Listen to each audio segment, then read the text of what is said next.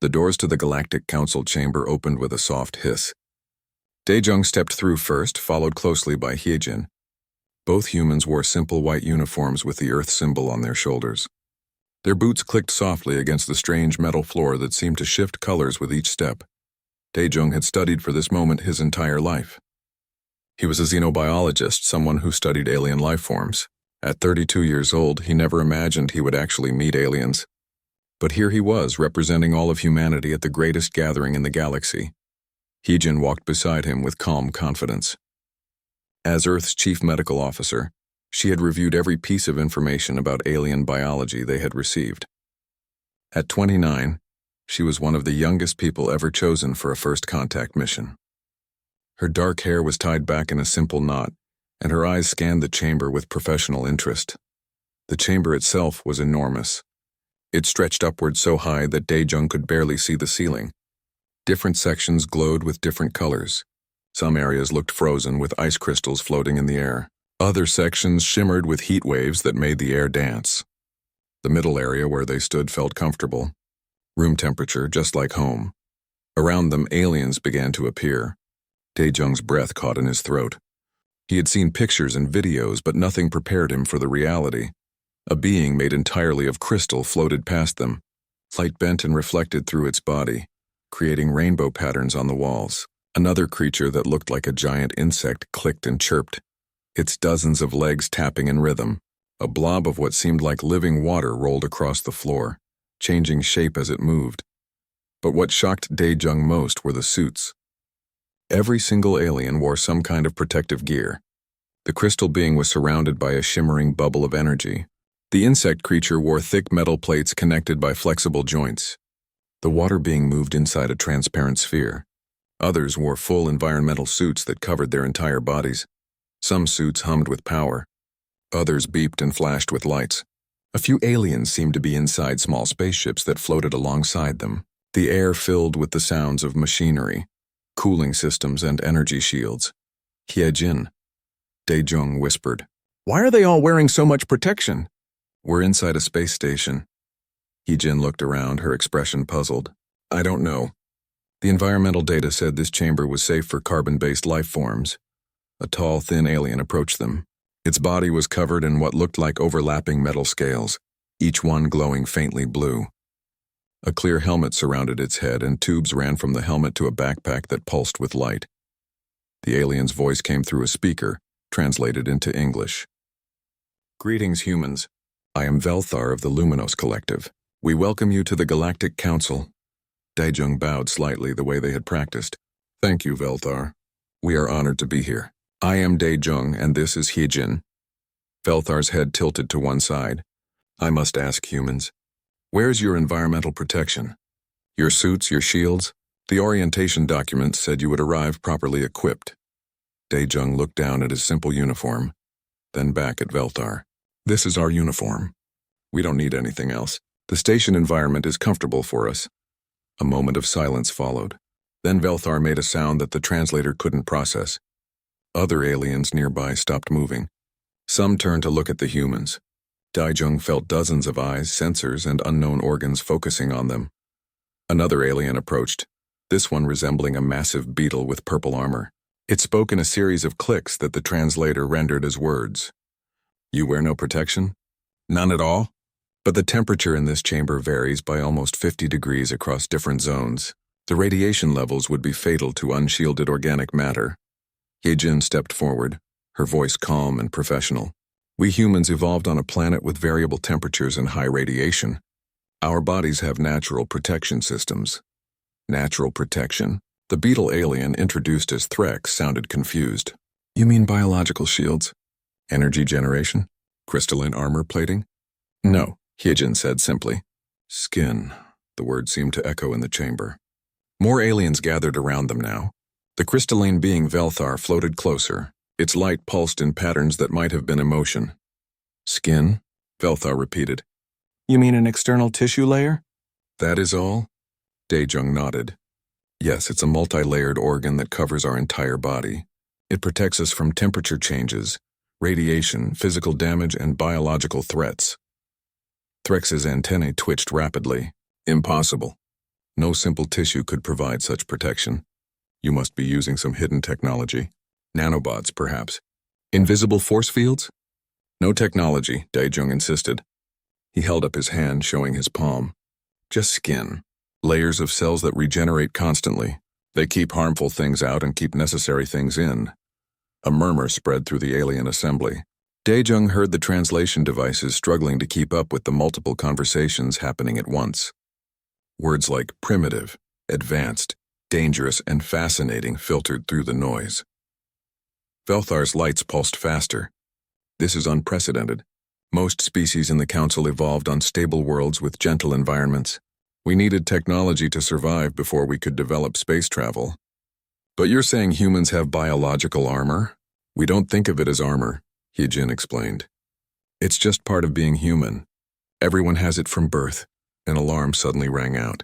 A section of the chamber's environment shifted, and the temperature dropped rapidly. Most aliens retreated or strengthened their shields, but Daejung and Hyejin simply stood there. Daejung felt the cold air on his face and hands. It was uncomfortable but not dangerous, similar to a winter day back home.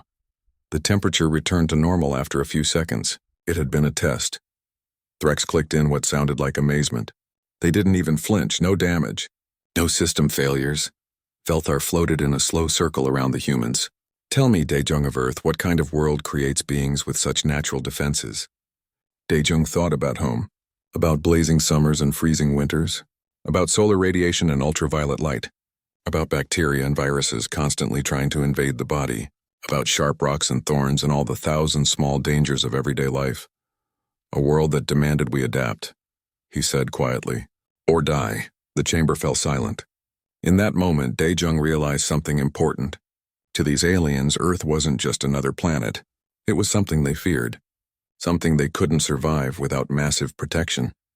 Velthar's lights shifted to a deep blue. The Council will need to discuss this. Humans are not what we expected.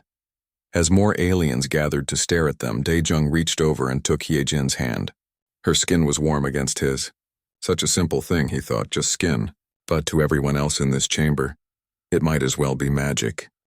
The medical research facility looked more like a spacecraft hangar than a hospital. Machines lined the walls, each one designed for a different type of alien biology. Some containers held thick gel-like substances. Others generated specific gravity fields or temperature zones.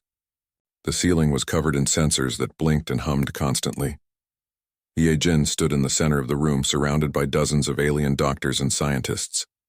Daejung waited nearby with 3 other humans who had come on the mission. Jinho, their security officer, stood tall and calm. He was built solid with broad shoulders and steady eyes. Nari, the youngest at 24, bounced on her feet nervously. She was their engineer, brilliant with machines but new to alien contact. Dr. Kixnall floated in front of them. The doctor's body was translucent and gelatinous, held together by some internal structure that Hyejin couldn't quite understand. It spoke through a device that created sound waves in the air. We must understand this skin you speak of, Dr. Kixnall said. The Council requires full biological assessment before making any decisions about Earth's membership. You understand this is necessary? We understand, Hyejin replied. We're ready to cooperate fully. She had prepared for this. Before leaving Earth, she had studied every test protocol the Council used.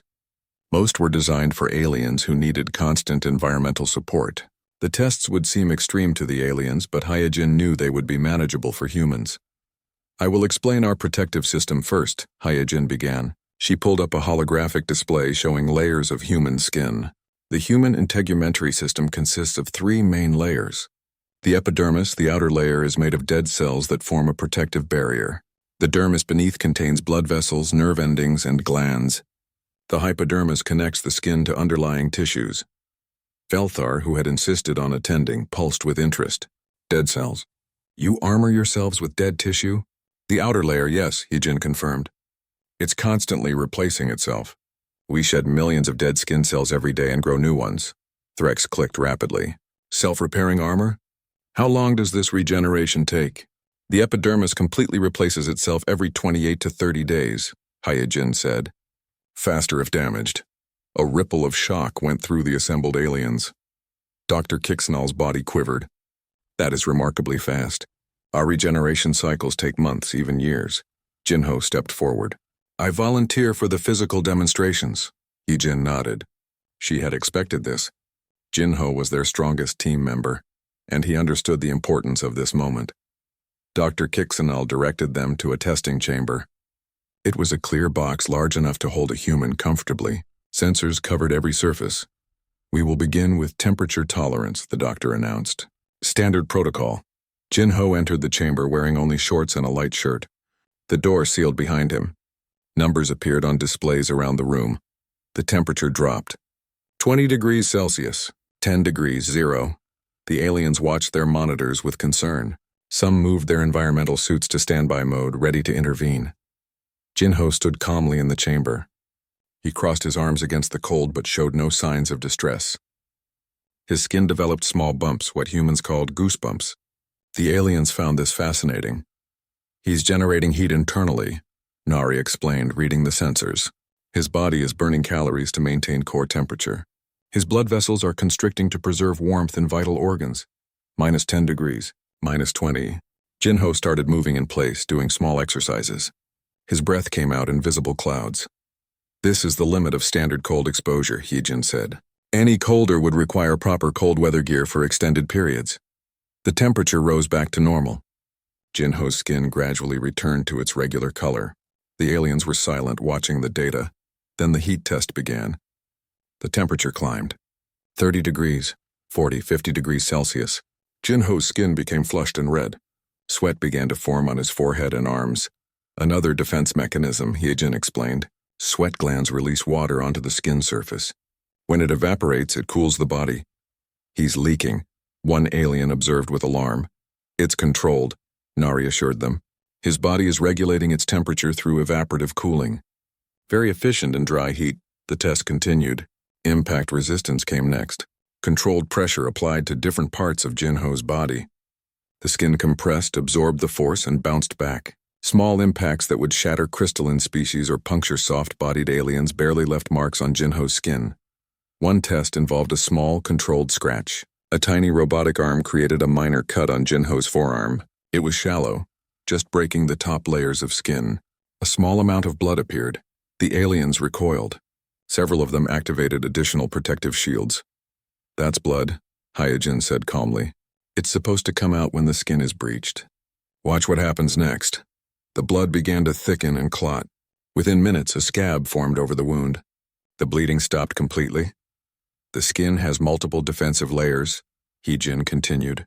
When breached, the blood contains platelets that create clots. This prevents fluid loss and keeps foreign matter out. Beneath the visible damage, the skin is already beginning to heal. Dr. Kixanal's instrument scanned the wound. The cellular activity is extraordinary. I'm seeing rapid cell division, immune system response, chemical signals coordinating the repair. How long until it heals completely? Threx asked. A shallow wound like this? 3 to 5 days, Heejin said. Deeper wounds take longer, but the skin will always try to repair itself. What about radiation? Velthar asked quietly. The earlier test in the chamber. You survived radiation levels that would kill most of us in minutes. Nari pulled up more data. Human skin contains melanin, a pigment that absorbs and dissipates ultraviolet and some other radiation. It's not perfect protection, but it gives us time to seek shelter. Plus, our cells have repair mechanisms for radiation damage. The tests continued for hours. Each one revealed another aspect of human durability. The skin's ability to sense temperature, pressure, and pain. Its role in vitamin production when exposed to sunlight. Its waterproof qualities. Its flexibility and strength. Finally, Dr. Kixanal called for a stop. The gelatinous doctor was visibly exhausted, though Hyojin wasn't sure how she could tell. I've never seen such a biological system, Dr. Kixanal said. It is elegant, efficient, and far more advanced than most technological protection we use.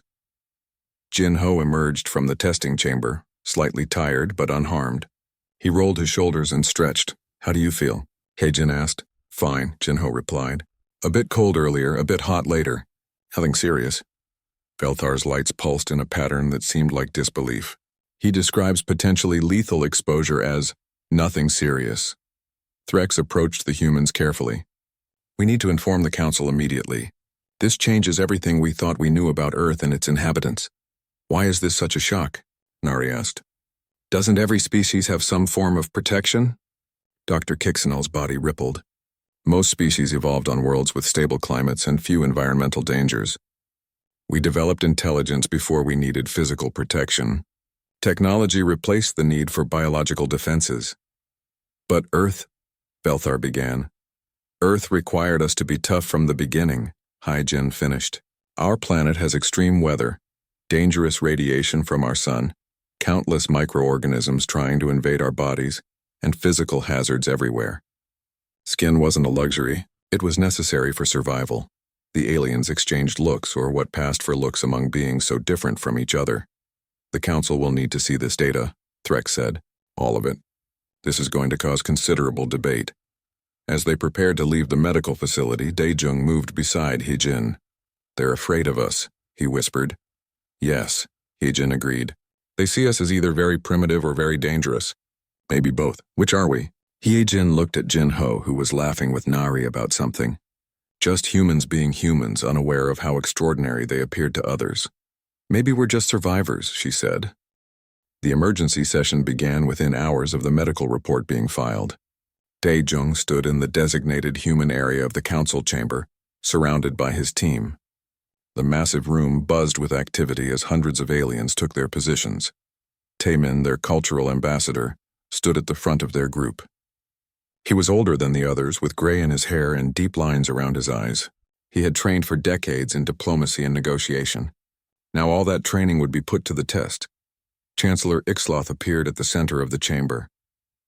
The Chancellor was unlike any being Daejung had ever imagined. It had no solid form, just a cloud of glowing gas that shifted and moved. Its voice seemed to come from everywhere at once, translated into hundreds of languages simultaneously.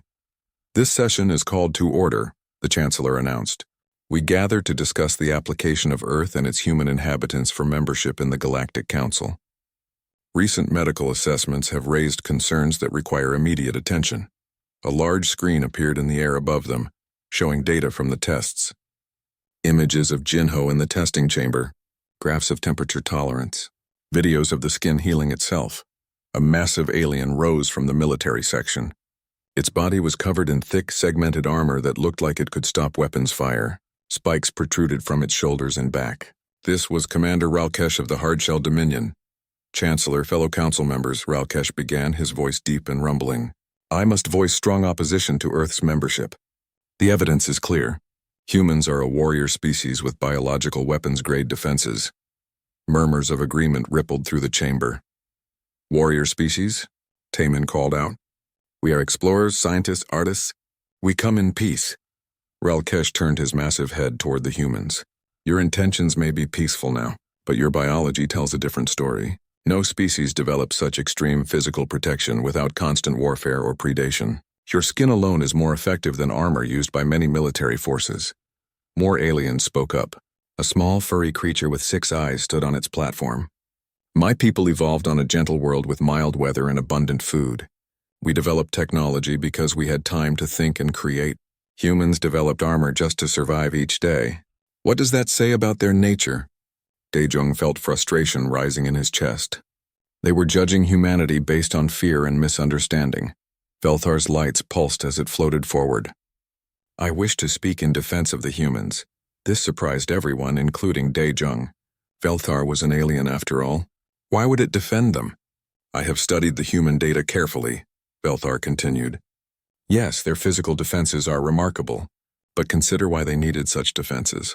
Their homeworld, Earth, is what our classification system calls a Class 7 death world. The chamber erupted in shocked sounds. Clicks, chirps, hums, and words in countless languages filled the air. Impossible, someone shouted. No intelligent life can evolve on a death world. Velthar's lights brightened. Yet they did. I have reviewed Earth's environmental data. The temperature swings are extreme. Solar radiation levels are dangerously high. The planet harbors billions of microscopic organisms, many of them harmful. Tectonic activity causes frequent earthquakes. Weather patterns include violent storms, floods, and droughts. And yet humans not only survived but thrived. Taemin seized the opportunity. He stepped forward, his voice carrying across the chamber. Velthar is correct. Earth shaped us, but not into warriors. It shaped us into survivors and adapters. Let me explain what our world was like. A new display appeared showing images of Earth. Beautiful but dangerous, Taemin narrated as the images changed. Our sun produces radiation that can damage cellular structure, so our skin developed melanin to absorb and scatter this radiation. Our atmosphere helps, but not enough. We needed biological protection. The image showed a desert, heat waves rising from the sand.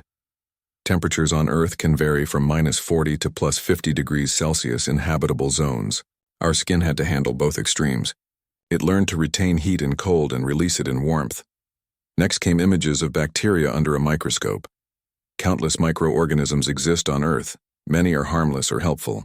Many others would kill us if they entered our bodies. So our skin became a barrier, a wall that keeps the dangerous ones out while allowing beneficial interaction with our environment.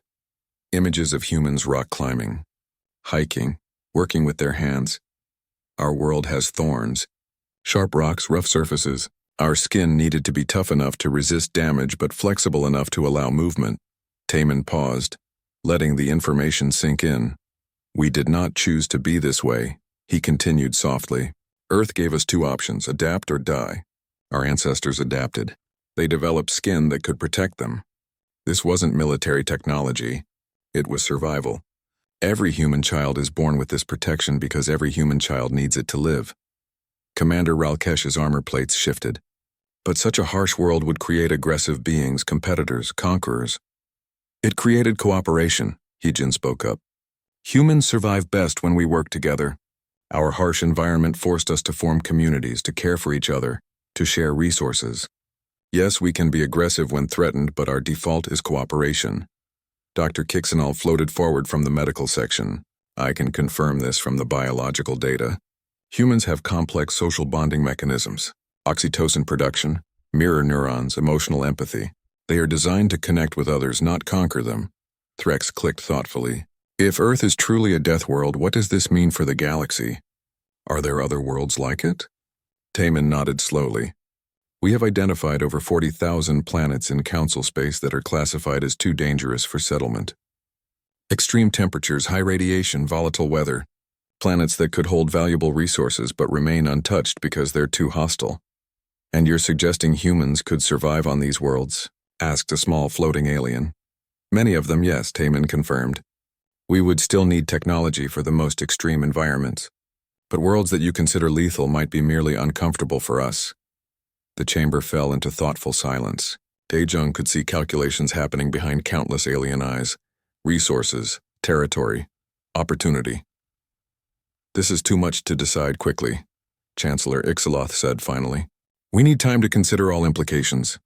Wait, Nari called out. She looked nervous but determined. Can I say something? Taemin nodded to her. Nari took a deep breath. You're all afraid because we're different. Because we survived something you think is impossible. But that's exactly why we should be members of this council. We're not better than you. We're just different. And isn't that what this council is supposed to be about? Different species working together? Her simple words carried weight. Several aliens shifted, their defensive postures relaxing slightly. The young human speaks wisdom, Velthar said. Diversity is our strength.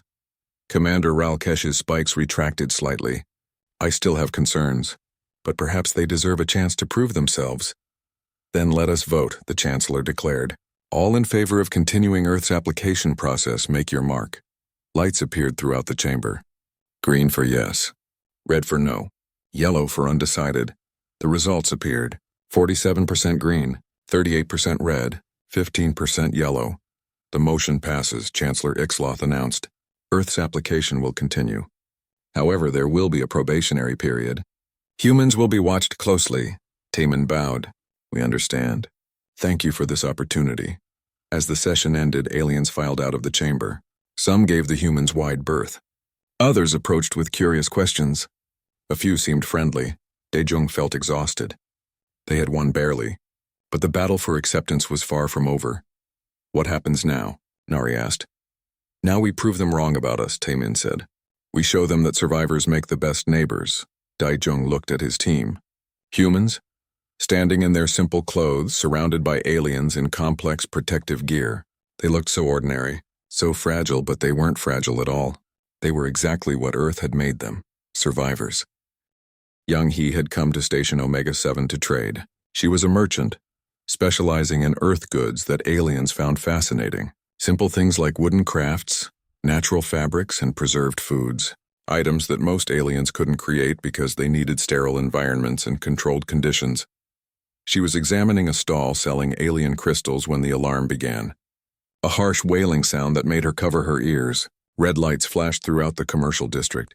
"Attention," a mechanical voice announced in multiple languages. "Radiation leak in Sector 7, Level 4 emergency. All personnel evacuate immediately. Emergency teams report to staging areas." Young Hee's blood ran cold. Sector 7 was the residential area. Thousands of aliens lived there, families, children. Around her, aliens began to panic. They rushed toward the exits, their environmental suits beeping warnings. Some moved too slowly, hampered by their protective gear. Others collided with each other in their fear. Young Hee ran toward Sector 7 instead of away from it. "You're going the wrong way," an alien shouted at her. She didn't stop. Her trading tablet showed the station map. Sector 7 was 2 corridors away. The radiation levels would be dangerous, possibly fatal. But she had grown up on Earth where radiation was a constant threat. Her skin could handle short exposure, maybe long enough to help. She reached the entrance to Sector 7. The doors were sealed with warning symbols flashing. A small crowd of aliens had gathered, all wearing heavy protective suits. They were emergency responders, but they were just standing there. "Why aren't you going in?" Young Hee demanded. A bulky alien in a red suit turned to her. "Our radiation gear isn't rated for these levels. We're waiting for Class A suits. They'll be here in 4 hours. 4 hours? People could die in 4 hours." "Many will," the alien said sadly. "But we can't help them if we die too." Young Hee stared at the sealed doors. 4 hours. She pulled up the radiation readings on her tablet. High but not immediately lethal to a human. Her skin would burn. She might get sick. But she wouldn't die right away. She pushed past the emergency responders and hit the door control. "Stop!" they shouted. "You'll be killed!" The door opened. Young Hee ran inside. The residential sector looked normal at first. Then she saw them. Aliens collapsed on the floor, their environmental suits sparking and failing. The radiation was frying their technology. Without their suits, they were helpless. A small alien child sat crying next to an adult who wasn't moving. Young Hee ran to them. "Can you walk?" she asked the child. The child's translator worked enough to understand. It nodded. "Then follow me. We're getting out." Young Hee picked up the adult alien. It was surprisingly light, its body mostly hollow inside. She ran back toward the exit, the child following. The emergency responder stood shocked as she emerged, carrying the alien. She handed it over and turned back. "What are you doing?" one of them asked. "There are more inside. You can't go back in there." But she was already running. Her skin tingled. A warm, uncomfortable sensation. Not pain yet, but a warning. Inside, she found more aliens. Some were unconscious. Others were trying to crawl toward the exits. Young Hee worked quickly, carrying the smallest ones, helping the larger ones walk. After her third trip, other humans arrived. Yunwoo, a crisis responder, had heard about the emergency. He brought 5 other humans with him. "We're here to help," Yunwoo said simply. He was a large man, strong and calm under pressure. Together they moved through Sector 7. The radiation kept getting worse. Young Hee's arms began to hurt. Her skin felt hot and tight. She knew she was getting burned, but she kept moving. They found families huddled together, their suits failing. They found elderly aliens who couldn't move on their own. They found injured people trapped under debris from the initial explosion. The humans worked in teams. 2 would go in, evacuate as many as possible, then come out for a brief break. Then 2 others would take their turn. They rotated, giving their bodies time to recover between exposures. Hyejin arrived with medical supplies. She had been in another part of the station when the alarm sounded. Now she set up a treatment area just outside Sector 7. "Let me check you," she said to Young Hee. Young Hee's arms were red and blistered. Her face was burned. But she shook her head. "Later, there are still people inside." Hyejin wanted to argue but knew it was useless. Instead, she gave Young Hee a breathing mask. "At least protect your lungs. The air in there is contaminated." The work continued. 1 hour, 2 hours. The human's skin grew redder. Blisters formed. Some started feeling dizzy and nauseous. But they kept going. Daejung arrived with Taemin and the rest of the diplomatic team. They joined the rescue efforts without hesitation. Jinho used his strength to move heavy debris. Nari rigged temporary power to failing environmental suits, giving aliens a few more minutes of protection. Aliens from all over the station came to watch. News crews filmed everything. The sight of humans running into deadly radiation over and over, while armored emergency responders waited for better equipment.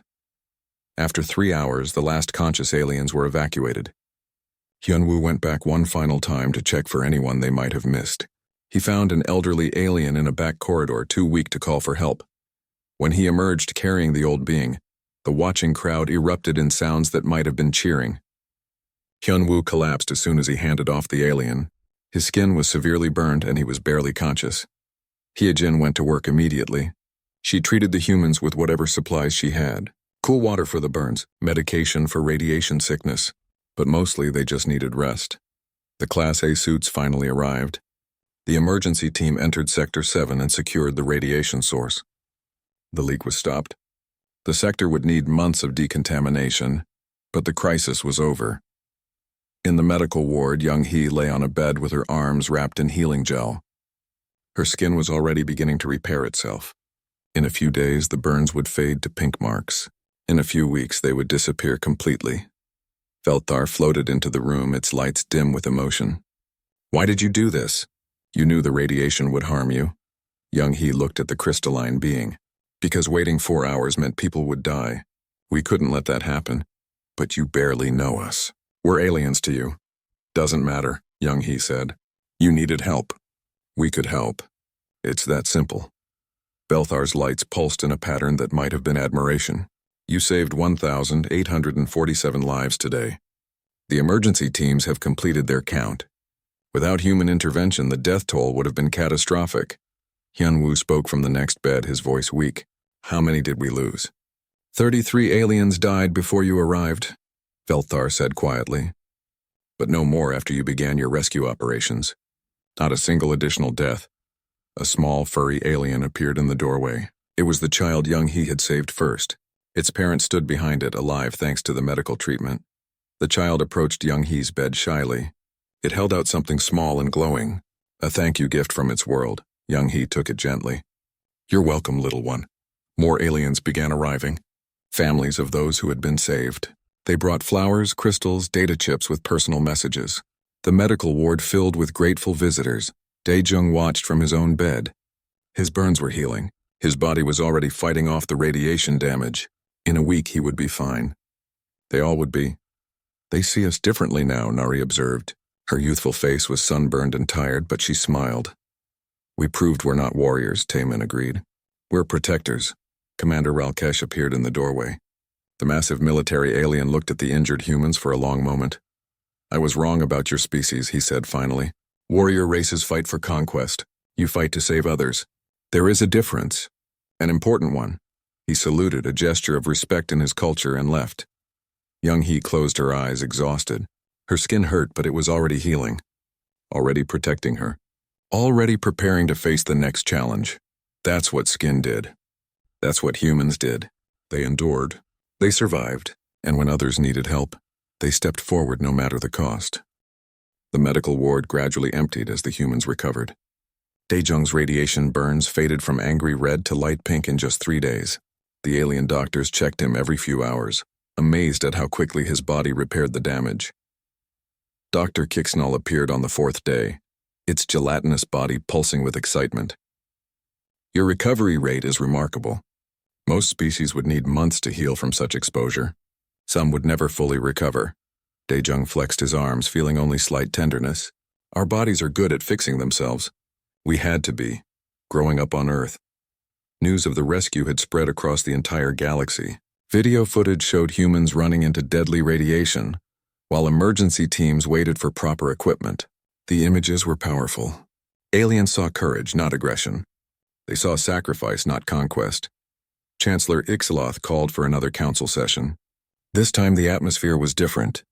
The aliens still wore their protective gear, but they looked at the humans with new respect. "The council has reviewed the events of the radiation leak," the chancellor began. "The human response was extraordinary. Many lives were saved through their actions." Velthar's lights glowed bright blue. "I move that we immediately grant Earth full membership in the Galactic Council. They have proven their value and their character. Several aliens voiced agreement, but Commander Ralkesh raised a massive claw. I support Earth's membership, he said, surprising everyone, but I believe we should discuss a more important topic: how humanity can benefit the entire galaxy. Taman stood up. We have a proposal if the Council is willing to hear it. Speak, the Chancellor said. Two new humans entered the chamber. Sangwoo was a colonization expert who had helped establish settlements on Mars and Europa. Sunmi was a terraforming specialist who made harsh environments livable. Sangwoo stepped forward, his voice clear and confident. For thousands of years, the Galactic Council has explored space. You have found millions of planets, but you can only live on a small fraction of them. A holographic display appeared showing statistics. Millions of planets discovered. Only a few thousand colonized. The rest are classified as too dangerous, Sangwoo continued. Too hot or too cold, too much radiation. Unstable weather. Hostile geology. You call them death worlds and extreme hazard zones. Sunmi took over, bringing up images of various planets. We have studied your database. There are over 40,000 planets in Council space classified as uninhabitable. These worlds contain valuable resources, rare minerals, unique compounds, strategic locations, but they remain untouched because they're too dangerous for most species. The aliens listened carefully. Daejung could see interest growing in their postures and signals. Humans evolved on a death world, Sunmi said. What you consider uninhabitable we might find merely challenging. What you see as extreme hazards we might see as manageable risks. Sangwoo pulled up specific examples. This planet has surface temperatures ranging from -50 to +60 Celsius, uninhabitable for most Council species. For humans, it would require good clothing and shelters, but it's very livable. Another planet appeared. This one has high radiation levels from its binary suns. You would need constant shielding. We would need protective gear for extended exposure, but we could work outside for hours each day. A third image. This world has violent weather patterns. Storms, floods, extreme winds. Your structures would fail. Our architecture and our bodies can handle it. The implications settled over the chamber like a wave. Planets that were worthless to the Council could be valuable to humans. What are you proposing? Asked a small alien from the Resource Collective. This was Ambassador Threndok, known for being shrewd and business-minded. Taman smiled. A partnership. Humans will colonize worlds that you cannot. We'll establish settlements, extract resources, and build outposts. These resources will be shared with the Council according to negotiated terms. You want to settle death worlds? Threx clicked in disbelief. We want to settle everywhere we can, Sangwoo replied. Earth taught us to thrive in difficult places. We have thousands of years of experience adapting to harsh conditions. Why waste that knowledge? Sunmi added, think of the economic implications. 40,000 planets suddenly become accessible. Resources that were out of reach become available. Trade routes through dangerous regions become possible. Ambassador Threndok's eyes gleamed. Daejung recognized that look. It was the same across species. The look of someone seeing profit. What would you need from us? Threndok asked. Technology, Taman said. We have the biology to survive harsh worlds, but we could use your advanced technology to thrive on them. Transportation, communication systems, some specialized equipment. In return, we share the resources and offer our worlds as way stations and trading posts. Velthar pulsed thoughtfully. This could expand the galactic economy significantly, and it gives humans a unique role in the Council, not as warriors or conquerors, but as pioneers. Exactly, Taman agreed. We open the frontier. Everyone benefits. Commander Ralkesh leaned forward.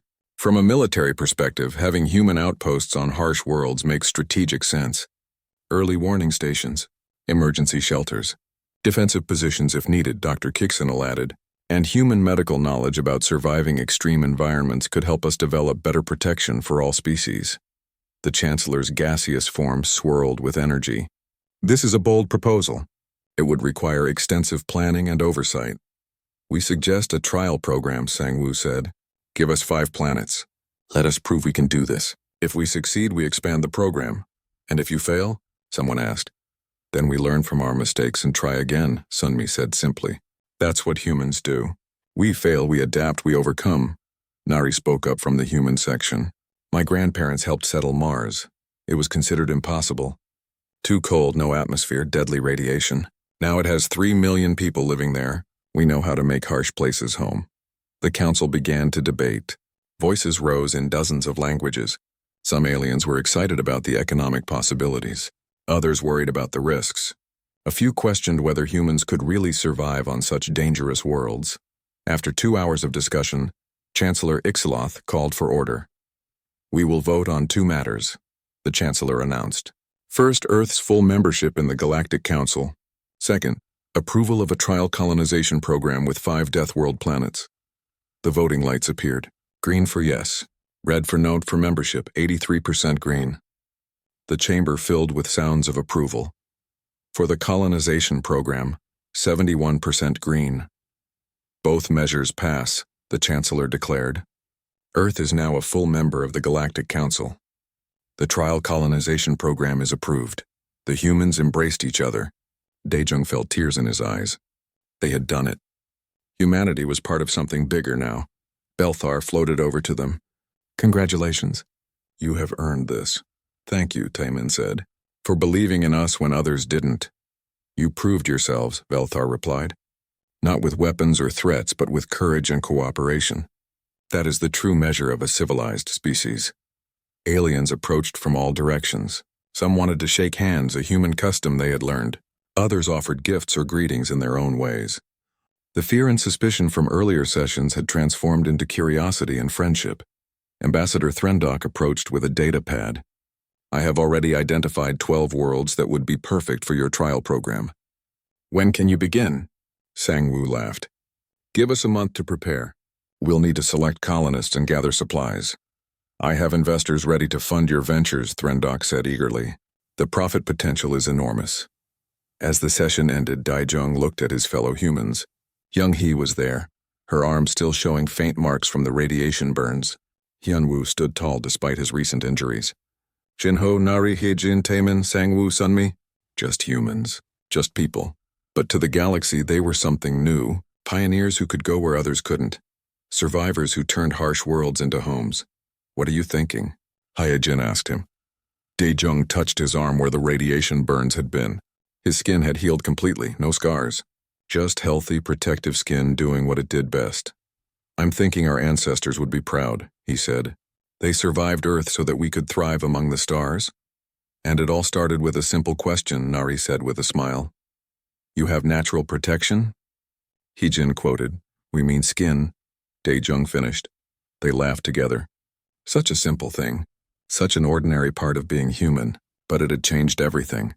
The galaxy was huge and full of dangerous places. But humans had skin, courage, and each other. That would be enough.